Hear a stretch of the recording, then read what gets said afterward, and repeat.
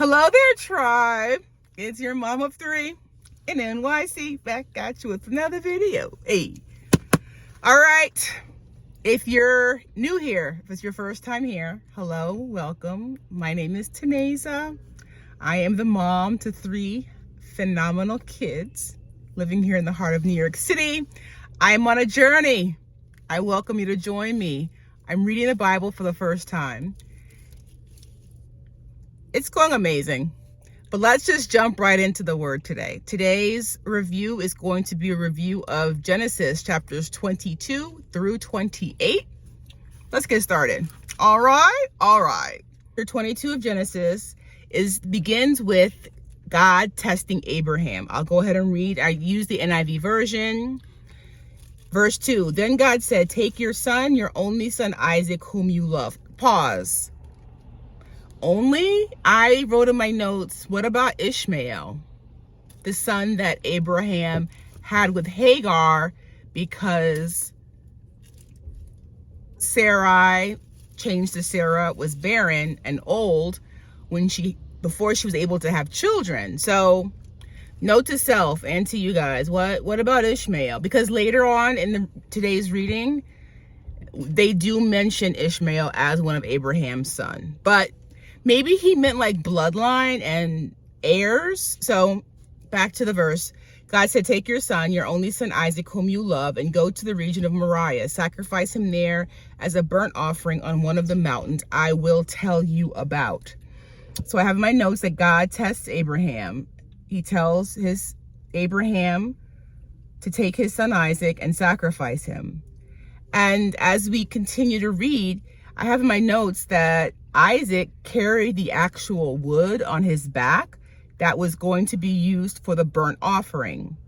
Abraham carried, quote, the fire and the knife. Verses 6 spoke up and said to his father Abraham, Father, yes, my son, Abraham replied.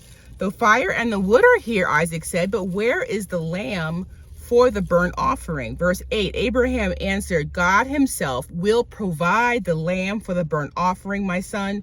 And the two of them went together. And that, tribe, is the title for today's review. The Lord will provide. The Lord will provide. Okay. When they reached the place that God had told him, Abraham did three things I have in my notes. Abraham built an altar.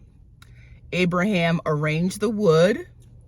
Abraham bound Isaac and laid him on the altar.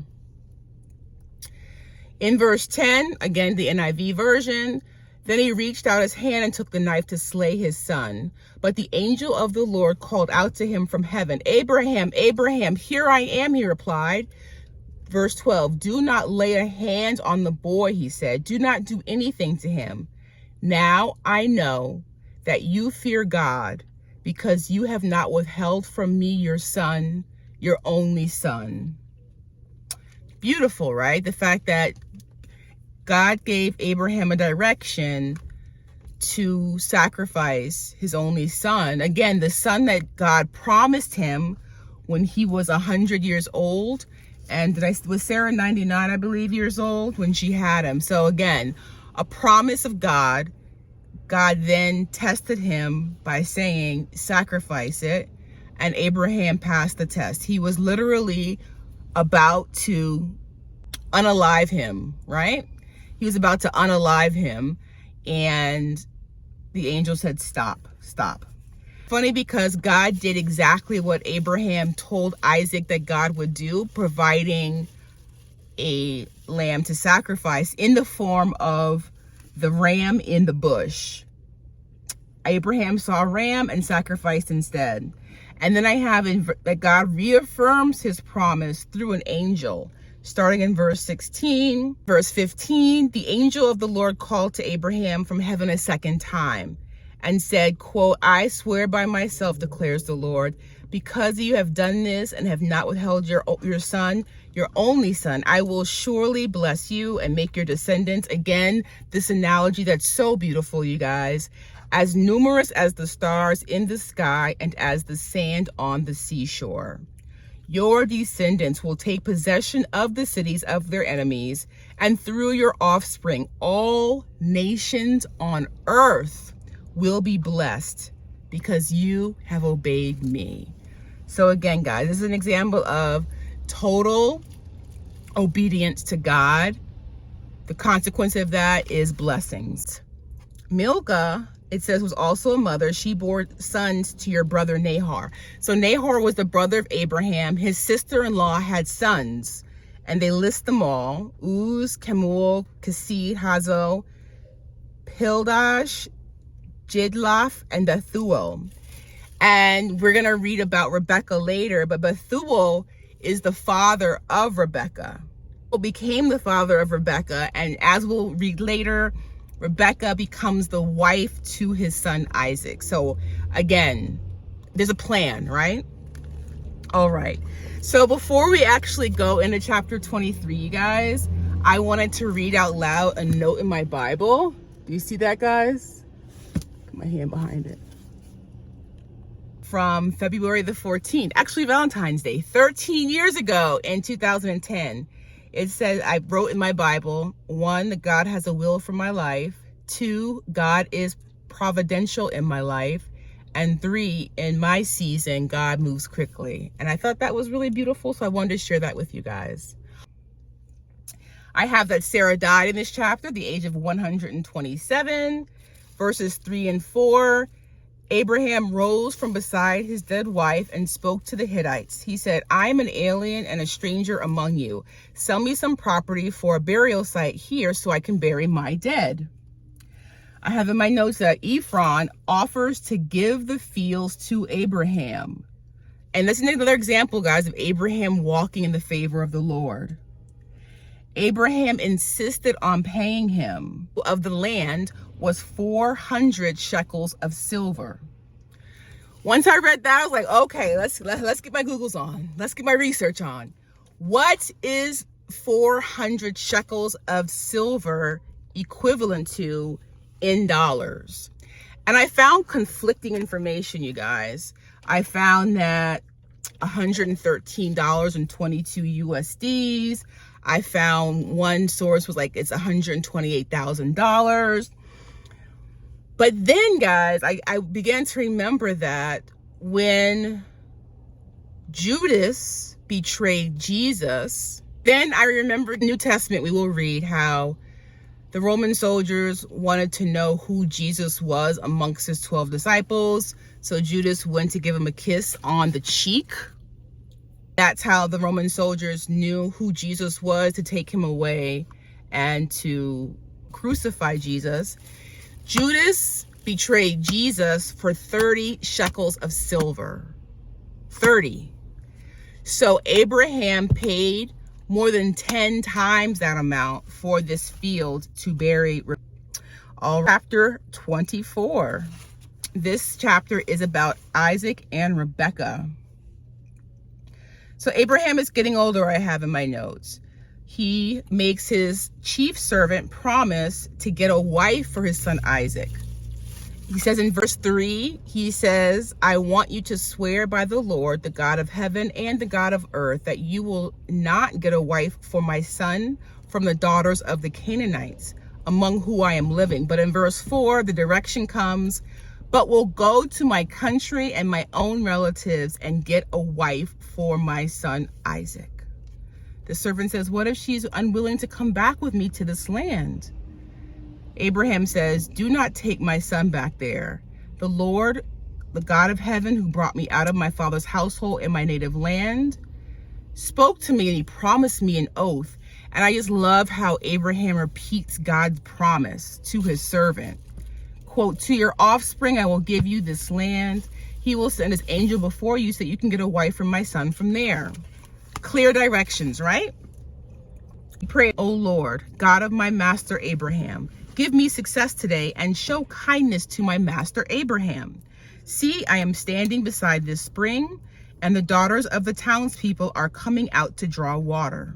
Verse 14, May it be that when I say to a girl, please let down your jar that I may have a drink, and she says, drink, and I'll water your camels too. Let her be the one you have chosen for your servant Isaac. By this I will know that you have shown kindness to my master. And before he had finished praying, Rebekah came out with her jar on her shoulder. She was the daughter of Bethuel, son of Micah, who was, if you remember in the last chapter, the wife of Abraham's brother Nahor. The girl was beautiful. She was a virgin. So before the servant's prayer had even ended, God answered the prayer. I have in my notes that Rebekah was pure. And it shows in the next few verses that she truly had the heart of a servant. She invited Abraham to spend the night with her and her family. In verse 26, the next page, invites Abraham's servant to come to her home, to her father's house with the camels. Verse 26, the man bowed down and worshiped the Lord, saying, praise be to the Lord, the God of my master Abraham, who has not abandoned his kindness and faithfulness. And after the prayer, Rebekah runs and told her, it says her mother's household, about these things. One thing that I did want to mention is that he gave Rebekah a nose ring and gold bangles. Okay, so she runs ahead and told her household what had happened. Rebekah's brother Laban, he went back to the spring to welcome Abraham's servant back to their dwelling. I have in verse 32, so the man went to the house and the camels were unloaded. Straw and fodder were brought for the camels and water for him and his men to wash their feet. Food was set before him, but he said, I will not eat until I have told you what I have to say. Then the servant, I have in my notes, gave a recap of one, who he represented, Abraham, and then two, why he was there, to find a wife for Isaac.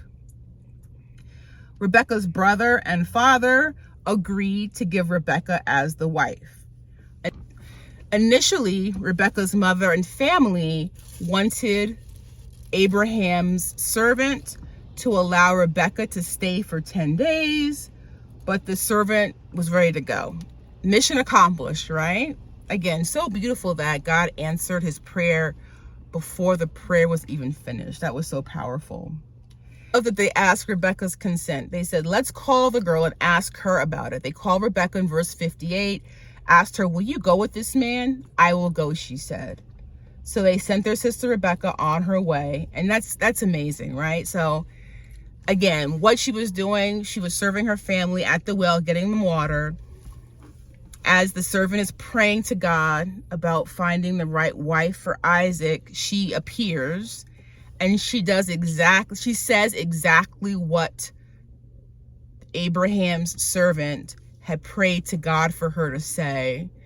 And she then welcomed the servant and his camels to her home. They come, they give him a feast of food. Before he even eats, he tells them who he is and why he's there. They agree and he's ready to go, right? And again, I love the fact that the father and the brother ask Rebekah for her consent and she gives. 63. Isaac had gone out to the field one evening to meditate. Ooh. Like when you're focusing on the things of God, that's when the blessings come truly. He went out to meditate. He looked up, he saw camels approaching. Verse 64, Rebekah also looked up and saw Isaac. She got down from her camel and asked the servant, who is that man in the field coming to meet us? He is my master, the servant answered. In verse 67, Isaac brought her into the tent of his mother Sarah, and he married Rebekah. So she became his wife, and he loved her, and Isaac was comforted after his mother's death. So I'm going to end this part 1 of day 4. I'm going to keep reviewing, and that'll be part 2. So I will link that part 2 video down below. Chapters 20, 23, and 24. In the next video, I will finish up with chapters 25 through 28. All right, I'll see you in part 2.